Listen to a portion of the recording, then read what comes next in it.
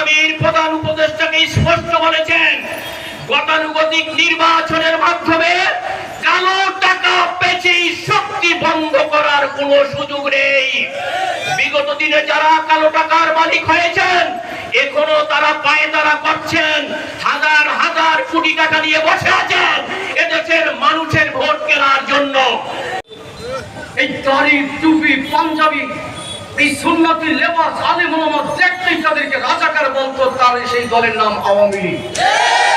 ছাত্র জনতা সবাই একসঙ্গে বলে উঠল, তুমি কে আমি কে, রাজাকার রাজাকার। কে বলেছে? কে বলেছে?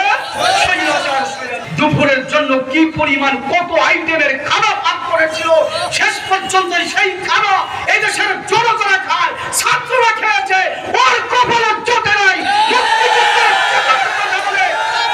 ভারতের রাজাকার হয়ে পালিয়ে গেল, আর বাংলাদেশের রাজাকাররা দ্বিতীয় স্বাধীন বাংলাদেশের মুক্তিযুদ্ধ হয়ে গেল।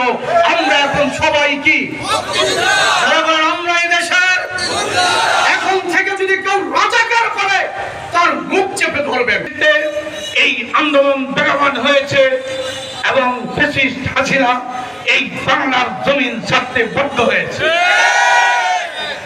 আমরা আর এই জুলুমবাদদের শাসন বাংলার জমিনে আর দেখতে চাই না।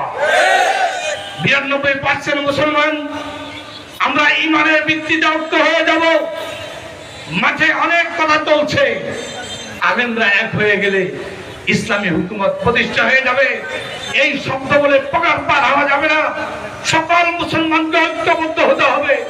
আমি আগামী দিনে এই দেশে ইসলামী হুকুমতকে, ইসলামকে ক্ষমতায় বসে